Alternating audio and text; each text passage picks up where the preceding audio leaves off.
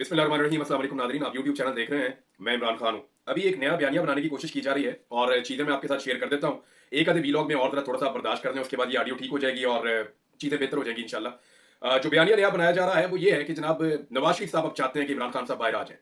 ये बयानिया क्यों बनाया जा रहा है? ये बड़ी इंटरेस्टिंग चीज़ है और आपको बड़ा मज़ा आएगा। मैं जब कैद में था ना, तो जब मुझे छोड़ा जाना था तो कुछ दिन पहले जो उस वक़्त पूरा सिस्टम था, उन्हें ये पता चल गया कि इमरान रियाज को अब छोड़ दिया जाएगा। कुछ बहुत सारे ऐसे सहाफ़ी भी होते हैं जो एस्टेब्लिशमेंट के बहुत करीब होते हैं, छोटी-मोटी चीज़ें उनको पता चल जाती हैं। तो जब सबको अंदाज़ा हो गया कि इमरान रियाज को छोड़ा जाएगा, तो फिर ये बयानिया भी तब बनाया गया कि नवाज़ शरीफ साहब जी इमरान रियाज को अब छुड़वाना चाहते हैं। तो नवाज़ शरीफ साहब मुझे क्यों छुड़वाना चाहेंगे, ये तो सारी दुनिया जानती है और नवाज़ शरीफ साहब का किस बारे में क्या रोल रहा है, ये भी सारी दुनिया जानती है। तो अब इमरान खान साहब को जनाब नवाज़ शरीफ साहब छुड़वाना चाहते हैं, ये बयानिया बनाया जा रहा है। इसलिए कि इमरान खान साहब ने नवाज़ शरीफ को छोड़ा था और नवाज़ शरीफ को पाकिस्तान से बाहर इलाज के लिए भिजवाया था जब मियाँ साहब की प्लेटें गिर गई थी। तब मियाँ साहब को इमरान खान साहब ने तरस खा के बाहर भिजवाया था। अब एक ऐसी अब बयानिया बनाया जा रहा है, ऐसा कुछ नहीं है, कोई भी इमरान खान को नहीं छोड़ना चाहता। ना पाकिस्तान की एस्टेब्लिशमेंट छोड़ना चाहती है इमरान खान को, ना मियाँ नवाज शरीफ इमरान खान साहब को छोड़ना चाहते हैं, कोई भी नहीं छोड़ना चाहता। बल्कि ये लोग चाहते हैं कि इमरान खान साहब कैद के अंदर रहें और उनको आज़ादी ना मिले। अब हो ये रहा है कि आलमी सतह का प्रेशर लगातार बढ़ता चला जा रहा है। उस प्रेशर को ये क्या उठा पाएंगे? बड़ा सवाल ये है। अब ये बयानिया जैसा मर्जी बना लें अपनी फेस सेविंग के लिए, लेकिन उस बयानिए से कुछ बनेगा नहीं। तो पीएमएलएन जिस लेवल पे गिर गई है अवामी मकबूलियत के नुक्ता नजर से, वहां से उठना पॉलिटिकल पार्टी के लिए बहुत मुश्किल है, उसके लिए बहुत बड़ी कुर्बानी देनी पड़ेगी। लेकिन कुर्बानी ये फैमिली नहीं देती, आप सब जानते हैं इस बारे में। इन्होंने ना इससे पहले कभी कुर्बानी दी है, ना ये आइंदा कभी कुर्बानी देंगे। पाकिस्तान की हुकूमत और एस्टेब्लिशमेंट के लिए बड़े चैलेंजेस खड़े हो गए हैं। इमरान खान साहब को वैसे ही कोई जल्दी नहीं है बाहर आने की। अल्लामा राजा नासिर अब्बास साहब इमरान खान साहब से मिले, उन्होंने कहा जी कि इमरान खान साहब तो ये नहीं चाहते कि उन पर रहम किया जाए या इमरान खान साहब को फौरन छोड़ दिया जाए, और इमरान खान को बाहर आने की जल्दी भी कोई नहीं है, ये मैं आपको बता देता हूं।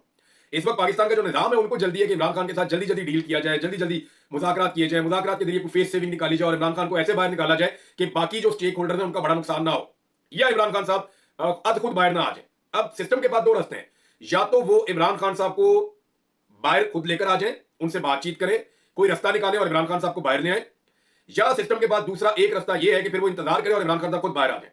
अगर इमरान खान साहब खुद बाहर आ गए तो फिर वो सिस्टम की बात नहीं मानेंगे और फिर सिस्टम के पास कोई चारा नहीं होगा सवाए इसके कि वो इमरान खान के सामने सरेंडर करे। हाँ, अभी ये हो सकता है कि वो कोई बात इमरान खान साहब से कर सके, शायद ये आखिरी मौका है और सब लोग इसकी तरफ इशारा भी कर रहे हैं कि अभी मौका है इमरान खान साहब को बाहर निकाल दिया जाए। वरना जब इमरान खान साहब खुद बाहर आएंगे तो फिर किसी के हाथ कुछ नहीं रहेगा, सारा गेम इमरान खान साहब के हाथ में आ जाएगा। अल्लामा राजा नासिर अब्बास साहब का मैं इंटरव्यू सुन रहा था, हमारी जो टीम की टीम है उन्होंने इंटरव्यू किया, जबरदस्त इंटरव्यू किया, तीनों नौजवानों ने मुबारकबाद के मुस्तहिक हैं, रिजवान भी, जुबैर भी, उमर भी। लेकिन उसमें कुछ बातें बड़ी तकलीफ देने वाली हैं। जो कुछ क्रम में हो रहा है, जो कुछ खैबर पख्तूनख्वा के इलाके क्रम में हो रहा है, उसकी जो तस्वीर कुछ उन्होंने की, उस पर मुझे बहुत तकलीफ हुई है।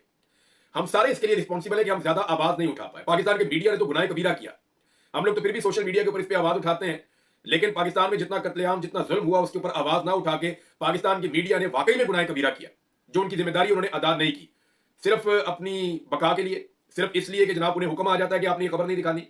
उन्होंने जो बच्चों की सूरत हाल बताई, दर्जनों बच्चे जिस तरह से उनकी जान गई है, जैसे अद्वियात की किल्लत है, जैसे वहां रस्ते बंद हैं। क्या ये जो रियासती वसाइल है ये सिर्फ पाकिस्तान तरीके इंसाफ को कुचलने के लिए है? क्या सियासी इंजीनियरिंग के लिए सारा का सारा पाकिस्तान का जोर और पाकिस्तान की ताकत लगनी है? क्या कुरम के शहरियों का कोई हक नहीं है कि वहां पे अमन हो जाए, वहां पे जंगबंदी हो, वहां पे हालात बेहतर हो, वहां पे अद्वियात पहुंचे, वहां के रस्ते खुले, किसी तरह रियासत वहां पे अपने वसाइल इस्तेमाल करे?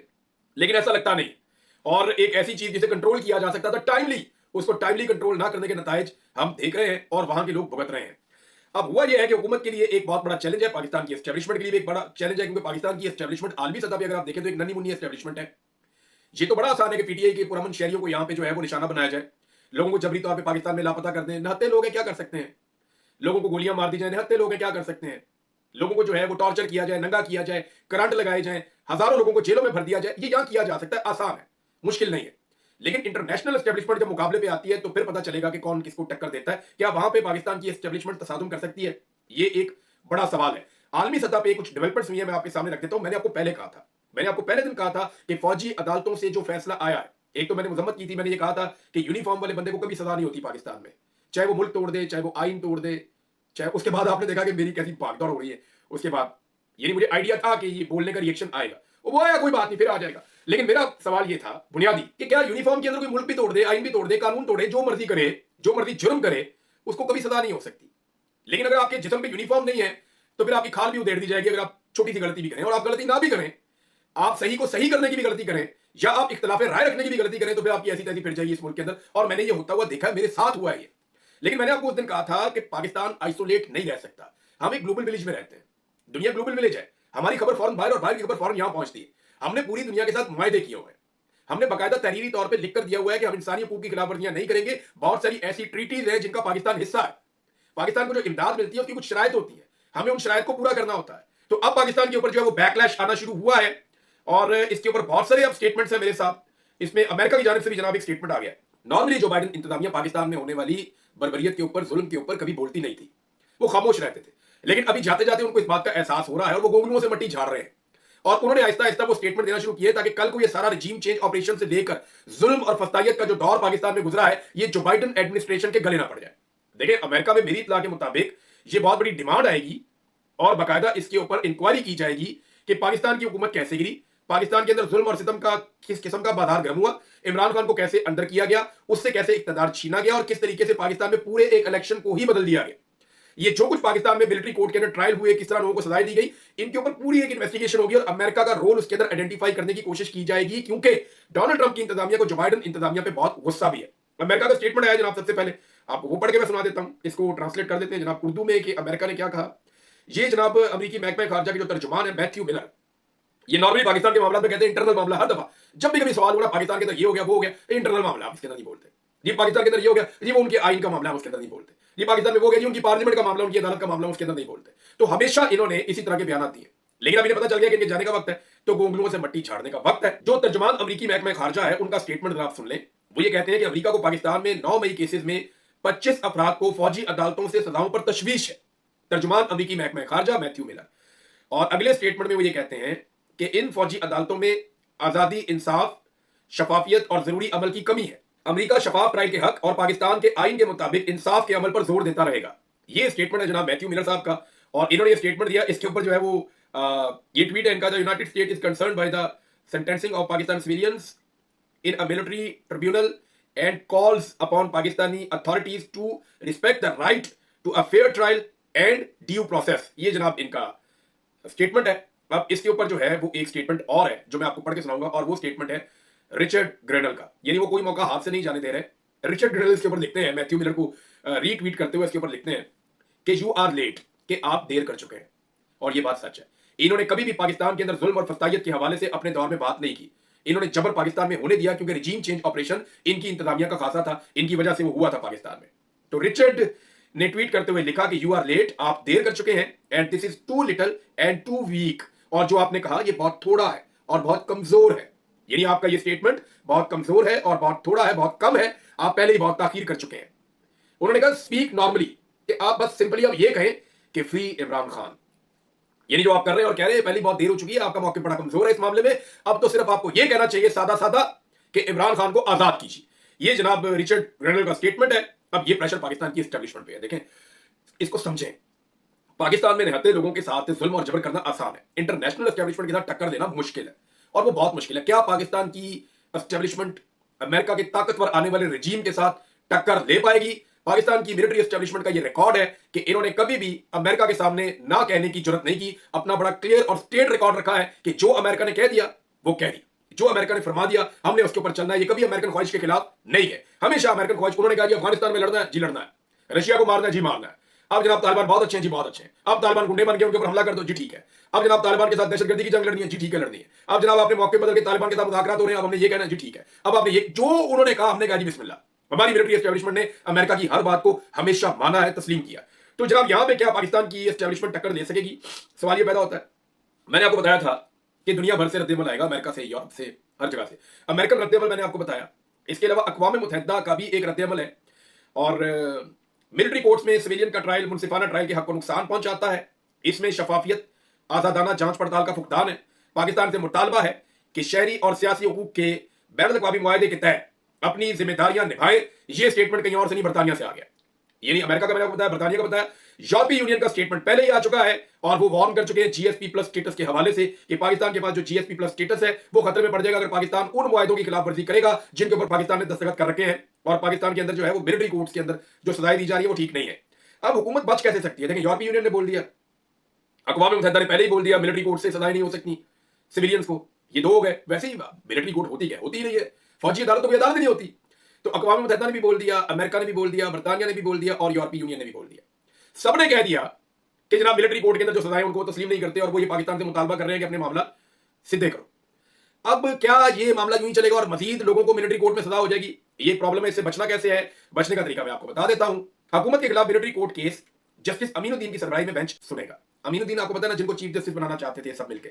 फिर जब आईनी बेंच बना तो हमें सबको पता था कि जस्टिस अमीनुद्दीन ही बनेंगे, क्योंकि जस्टिस कादी फायद ईसा के बाद जो सबसे काबिल एतमाद जज है पाकिस्तान की एस्टेब्लिशमेंट और हुकूमत के, वो जस्टिस अमीनुद्दीन खान साहब है। तो जनाब जस्टिस अमीनुद्दीन साहब की सरबराही में बेंच ये सुनेगा मिलिट्री कोर्ट्स वाला मामला। हुकूमत की नुमाइंदगी अटॉर्नी जनरल करेंगे। जुडिशियल कमीशन में हुकूमत और अटॉर्नी जनरल ने वोट दिया कि बेंच की सरबराही अमीनुद्दीन करेंगे। अमीनुद्दीन खान ने भी अपने आप को वोट डाला खुद कि जनाब मैं ही बेंच की सरबराही करूंगा, लिहाजा उनको बेंच की सरबराही मिल गई है। तो अब बचने का तरीका यह है कि ये जो बेंच बन रहा है ये मिलिट्री कोर्ट के फैसलों को कलदम कर दे और ये कहे कि फौज जो है वो सिविलियन को सजा नहीं सुना सकती। तो इसमें पाकिस्तान की बचत है, इसमें आपका जीएसपी प्लस स्टेटस भी बच जाएगा, बाकी चीजें भी बच जाएंगी, अदालत की इज्जत भी बच जाएगी। यानी अब जस्टिस अमीनुद्दीन खान साहब को जो इस तरफ इस्तेमाल करना था इस तरफ भी इस्तेमाल किया जा सकता है। उन्हें यह कहा जा सकता है कि जनाब आप फैसला दे दें कि मिलिट्री कोर्ट्स के जो फैसले हुए वो कलदम और तमाम लोगों को जेलों में शिफ्ट किया जाए और जो फैसले हैं सिविलियंस के वो सिविल कोर्ट्स करेंगी, मिलिट्री कोर्ट्स नहीं करेंगी, ताकि आलमी दबाव भी हट जाए, अदालत की इज्जत भी बहाल हो जाए और जरा थोड़ा सा पाकिस्तान तरीके इंसाफ का जो मामला है वो डाउन चला जाए। अब ये है जनाब एक तरीका जिसमें हुकूमत बच सकती है। इसके अलावा हुकूमत के पास कोई और रास्ता नहीं है। ये जो आलमी मौकिफ आ रहा है, चाहे वो मिलिट्री कोर्ट्स के ऊपर है, चाहे वो पाकिस्तान के अंदर जुल्म और फसादियत के ऊपर है, जो कुछ 26 नवंबर को हुआ उसको लेकर एक कांग्रेशनल मीटिंग होने जा रही है अमेरिका में। कांग्रेस उसके ऊपर पूरी एक ब्रीफिंग होगी कांग्रेस को, और एक बरतानिया में पार्लियामेंट्री मीटिंग होने जा रही है जिसके अंदर उनकी पार्लियामेंट को ब्रीफिंग दी जाएगी कि पाकिस्तान में 26 नवंबर को क्या हुआ, जो जुल्म और बर्बरियत वहां पे हुई है। जैसे लोग लापता हुए हैं, अभी भी 50 के करीब लोग वो कहते हैं पता ही नहीं हमें कहां गए, हमारे अभी तक पता नहीं चल रहा। कुछ लोग बादयाब होकर अदालतों में पहुंचे हैं या उन्हें जेलों में पहुंचाया गया, वहां से अदालतों में पहुंचाया गया, लेकिन अभी भी दर्जनों लोग लापता हैं, पता ही नहीं उनका वो किधर गए। और जो डेड बॉडीज है वो 13 है अब तक इतला के मुताबिक, क्योंकि अटक से एक और शहीद हो गए हैं और कोहराम मचा हुआ था पूरे गांव के अंदर जब उनके मनाजिर हमने देखे। तो अब जनाब मामला यह है कि ये हुकूमत बुज़दिलों की है, ये मैं आपको खुलकर कहना चाहता हूं। देखिए पाकिस्तान की मिलिट्री एस्टेब्लिशमेंट का तो रिकॉर्ड है कि उन्होंने कभी भी अमेरिका को या यूरोप को या मगरबी ममालिक को ना नहीं बोला, वो अपना रिकॉर्ड सीधा उन्होंने रखा हुआ है। लेकिन पाकिस्तान के सियासतदानों में तो जरूरत हो सकती है ना। इमरान खान ने कितना अहम मामला था, याद करें आप, कि अमेरिका को अड्डे देने का मामला अहम तरीन मामला था। इमरान खान ने उस पर कहा जिस पे अमेरिका का कंसर्न था, इमरान खान ने उस पर कहा कि एब्सोल्युटली नॉट, मैं अड्डे नहीं दे रहा, जो होता है कर लो। ये था इमरान खान। और अभी अमेरिका पाकिस्तान के अंदर के मामला हैं उनके अंदर अमेरिका स्टेटमेंट जारी करता है, चाहे वो मामला इंसानी हकूक का है, चाहे वो मामला पाकिस्तान में जुल्म और ज्यादती का है, लेकिन अमेरिकन स्टेटमेंट आ रहा है ना। एक सूरमा या एक माई का लाल नहीं है, ना शबाज शरीफ, ना नवाज शरीफ, ना मरियम नवाज, ना बिलावल, ना जरदारी, कोई एक बंदा आप दिखा दें जो स्टेटमेंट दे सके अमेरिका के खिलाफ और कह सके कि आप हमारे साथ मुदाखलत ना करें, एब्सोल्युटली नॉट। ये फर्क है इमरान खान में और इन सारों के अंदर। लोग क्यों इमरान खान को पसंद करते हैं? अमेरिका को जो चीज बहुत ज्यादा अजीज थी, जिस चीज पे अमेरिका का बहुत ज्यादा कंसर्न था, उस पे इमरान खान ने कहा एब्सोल्युटली नॉट। और आज जो पाकिस्तान का कंसर्न है, इस मामले के ऊपर भी पाकिस्तान की मौजूदा हुकूमत बोल नहीं सकती, एक लफ्ज बोलने की इनके अंदर जरूरत नहीं है। उसकी दो वजूहत है। एक तो जनाब इमरान खान साहब कहते हैं मैं हकीकी आजादी की बात करता हूं, वो लीडर है, वो डरता नहीं है, वो साफ बात करता है और ये सारे कहते हैं। इमरान खान के बदतरीन दुश्मन कहते हैं कि इमरान खान बुज़दिल नहीं है, वो दलेर आदमी है। लेकिन इनका प्रॉब्लम क्या है? नंबर एक, ये बुज़दिल है, इनके स्टेट्स हैं पूरी दुनिया के अंदर, इनकी जायदादें हैं, ये बुज़दिल है, ये कभी अमेरिका को जवाब नहीं दे सकेंगे, ये कभी मगरबी ममालिक को जवाब देने की जरूरत नहीं कर सकते, और अपने मुंह से कहते हैं कि बेगर्स आर नॉट चूजर्स। ये उसकी एग्जैक्ट एग्जांपल है, बिल्कुल सही मिसाल है। ये कभी भी अमेरिका को जवाब नहीं दे पाएंगे, अभी तक तो किसी ने भी जवाब नहीं दिया। अगर इनकी जगह इमरान खान होता और नवाज शरीफ के केसेस के ऊपर डोनाल्ड ट्रंप का स्टेटमेंट आया होता, तो इमरान खान कम से कम 10 ट्वीट्स कर चुका होता और इमरान खान खुलकर कह चुका होता कि हम पाकिस्तान में जो मर्जी करें, आप हमें डिक्टेट नहीं कर सकते। और अगर इमरान खान होता तो शायद ये मिलिट्री कोर्ट के ये मामला पहले होते रहे इमरान खान के दौर में भी, लेकिन इस किस्म की बर्बरियत उसके दौर में ना होती है। जब भी आते थे एहतजाज करने के लिए इमरान खान को जगह देता था। इमरान खान ने कभी कंटेनर की दीवारें खड़ी नहीं की, इमरान खान ने कभी ऐसे गोलियां नहीं चलाई, लोगों का कत्लेआम इस तरह से नहीं किया। हालांकि उस दौर में भी एस्टेब्लिशमेंट ने बड़ा काम गर्म किया हुआ था तहरीक लब्बैक के खिलाफ, और जगहों पे भी इधर उधर। जनरल बाजवा ने कहा कि तहरीक लब्बैक के पकियों देर तो सबको मीडिया को वो कहते थे, तो मैंने तो जनरल बाजवा को कहा था, मैंने कहा जी आप स्टेटमेंट दे देना, तो उसके ऊपर भी जनरल बाजवा साहब नाराज हो गए थे। तो अब मामला यह है जनाब कि ये सारे चुप करके बैठ गए और कोई भी इस वक्त अमेरिका को आगे जवाब देने के मूड में नहीं है। ये सिर्फ इमरान खान ही था जो एब्सोल्युटली नॉट कह सकता था। इनके पास आज एक नादर मौका है कि ये एब्सोल्युटली नॉट कह सके, लेकिन कह नहीं पा रहे। अब बिलावल का आप चेक करें क्या काम कर रहे हैं। बिलावल का स्टेटमेंट सुनना आपको बड़ा मजा आएगा। सेंसर करने की कोशिश आज भी की जा रही है, वो डरते हैं। नौजवान इज्तिमाई तौर पर सोशल मीडिया पर अपनी आवाज बुलंद ना करें। यह सबूत है नौजवानों के पास कितनी ताकत है। अब बिलावल जो है वो सोशल मीडिया की बंदिश के ऊपर दूसरी साइड लेना शुरू हो गया। याद रखिएगा बिलावल के नाम के साथ दो चीजें जुड़ी हैं। नंबर एक, ब्रूट मेजॉरिटी, नंबर 2, डंडे वाली जमहूरियत। ये दो चीजें बिलावल के साथ जुड़ गई हैं अब। ब्रूट मेजॉरिटी, जिससे उन्होंने 26वीं तरमीम कराई, और डंडे वाली जमहूरियत, जिसपे उन्होंने डी चौक के अंदर कत्लेआम करवाया। तो बिलावल के साथ ये दो चीजें जुड़ गई हैं पक्की पक्की, इससे वो जान नहीं छुड़ा सकते। ये सारी जिंदगी बिलावल के साथ चलेंगे कि डी चौक का कत्लेआम होने से पहले आपने कहा था कि डंडे वाली जमहूरियत, और 26वीं आईनी तरमीम होने से पहले आपने कहा था ब्रूट मेजॉरिटी।